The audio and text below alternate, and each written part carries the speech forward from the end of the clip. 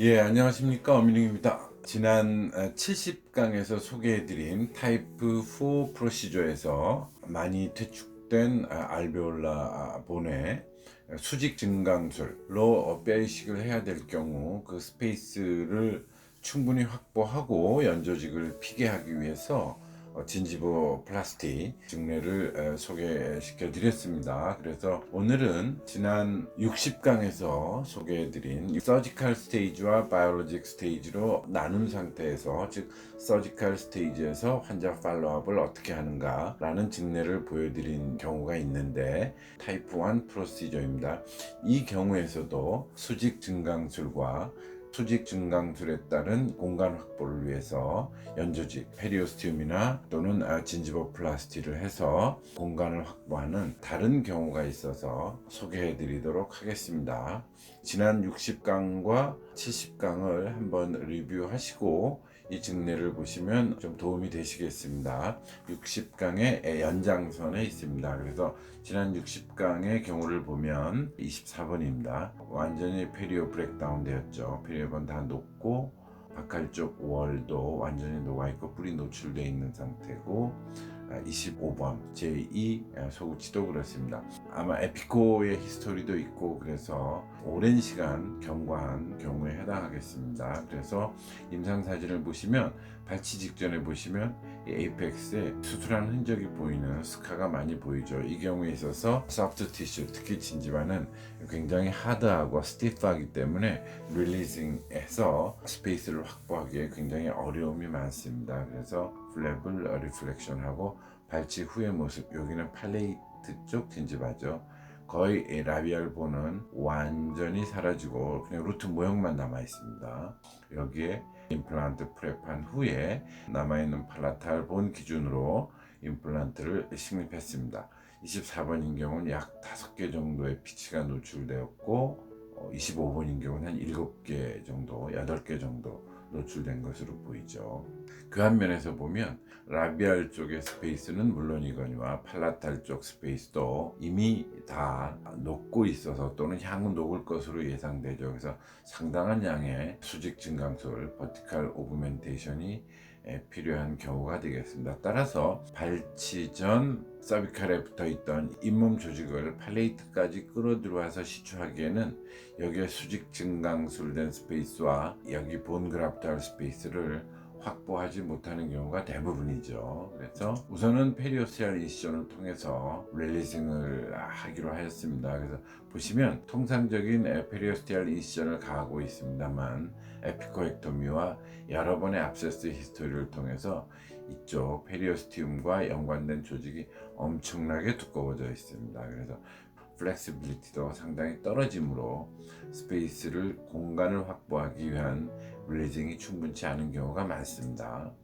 충분히 들어올리고 이렇게 맞췄지만 시초가 될 것 같지만 실제로 이렇게 임플란트가 노출된 상태에서 이만큼 공간을 버티컬 오그멘테이션을 하는 상황에서 이렇게 타이트하게 갖다 붙이면 오른쪽 그림과 같이 실제적으로 임플란트를 뒤덮는 연조직은 그 안에 충분한 양의 뼈이식, 버티컬 오그멘테이션을 하기 어려운 그런 경우가 대부분입니다. 그래서 시초 후에 잘못하면 이 시초가 벌어지거나 또는 이식제가 탈출하거나 여러 가지 부작용이 생기게 되겠죠. 그래서 여러 번 소개드렸던 에이펙스 부분에 엄스 인시전을 사용하게 됩니다. 그런데 문제는 엄스 인시전은 반드시 사운드한 본 위에 놔야지 세컨다리 힐링을 하는데, 이 경우에는 엄스 인시전을 하여도 사운드한 본 위에 놓일 여지가 없다라는 겁니다. 거의 완벽하게 브레이크다운 됐기 때문에요. 다음 진행사항 보시겠습니다. 임플란트가 보이시고요. 이 위에 버티컬 오그멘테이션은 바칼 또는 팔라탈 에어리아는 오스테오 인덕티브 덴틴 파우더로 감싸고, 바칼 월을 보존하기 위해서 오스테오 컨덕티브 앤드 인덕티브인 루트 덴틴 블록을 사용했습니다. 그래서 환자의 루트 덴틴을 수직으로 절개해서 두 개로 나눠서 24번, 25번 라비알 쪽에 이렇게 버티컬로 세워서 통상적으로 저희가 보여드렸던 경우죠. 세워서 전체 임플란트를 감싸는 버티컬 오그멘테이션한 하우징을 형성하였습니다. 그 다음 오클루자를 먼저 시초하고 엄스 인시전이 보이죠. 타이트하게 맞춰졌지만 워낙 수술로 인한 스카 티슈로 페리오스텔 릴리징으로 충분하지 않고 안에 이식제를 보존하기 위해서 엄스 인시전을 추가로 한 것입니다. 그래서 릴리징 인시전 시초하기 전에 보면 저희가 이식했던 덴틴 블락이 움직이지 않고 잘 붙어있는 모습을 볼 수가 있습니다. 멤브레인이 필요 없는 말씀을 누누이 드렸고 그 일환으로 보여드리고 있습니다. 그리고 버티컬 릴리징 인시전 시초하고 엄스 인시전 오픈된 부분입니다. 그래서 시초가 잘 되었습니다.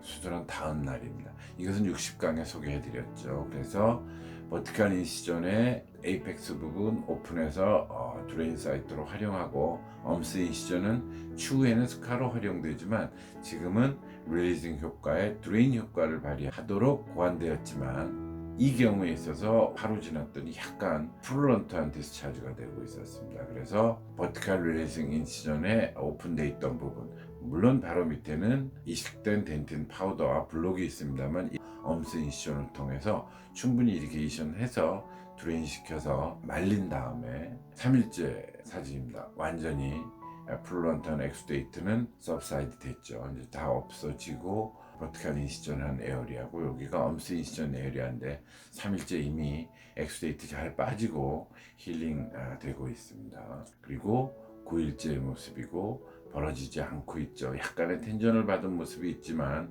벌어지지 않고 이것은 9일째의 모습이고 9일째 스티치 아웃 했습니다. 그리고 18일째의 모습을 보면 벌어지지 않고 힐링이 잘 되고 있는 모습입니다. 즉 많은 스페이스에 부족이 있었지만 페리오스테알 릴리징 인시전으로 부족한 것으로 보여서 엄스 인시전을 사용을 했고 그 엄스 인시전을 통해서 충분한 버티컬 오그멘테이션의 스페이스를 확보한 다음에 특별한 문제 없이 잘 힐링된 모습입니다.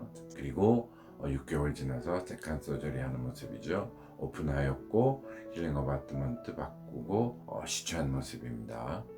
총 정리를 해보면 임플란트를 식립하였을 때 완전히 없어진 바칼본과 함께 팔라탈본의 디펙트도 보이죠. 그래서 많은 양의 수직 증강술이 임플란트와 함께 이렇게 오스테오 인덕티브 덴틴 파우더와 로트 덴틴 블록으로 이루어졌고 이 스페이스를 커버하기 위해서 릴리징을 해야 되지만 원래 이 자리에 있던 바칼 경계부에 있던 진지발 티슈가 올라오기 위해서는 페리오스테알 인시전으로 부족하였고 엄스 인시전을 사용해서 피계를 하였습니다.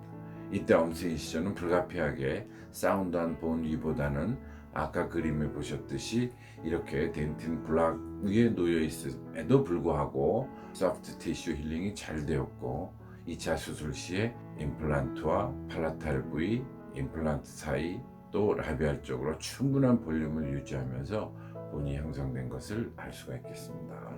그래서 지난 70강에 이어서 오늘의 증례의 핵심은 지난 70강은 타입 4 발치 후 약 3개월 내지 6개월 이후에 하는 술식이지만 타입 1 프로시저로서 발치와 동시에 하기 때문에 이 자리에 있던 진지바가 발치 후 여기가 기존의 알베올라 본이죠. 임플란트와 버티컬 오그멘테이션 그래프트 마테리얼 때문에 늘어난 이렇게 노란 선으로 여기가 시초 에어리아입니다.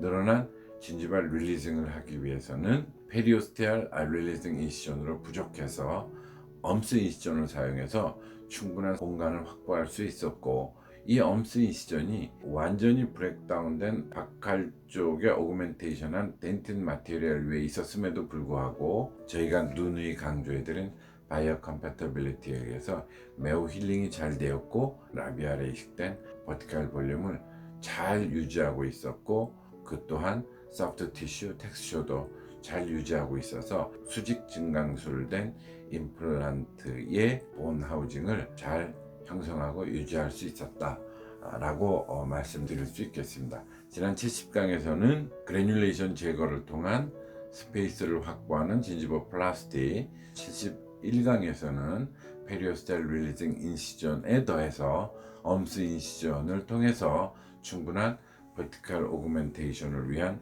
스페이스를 확보할 수 있었고 별 문제 없이 잘 힐링되어서 본도 임플란트 하우징을 형성하고 있었다라고 결론 짓도록 하겠습니다. 감사합니다. 엄영이었습니다.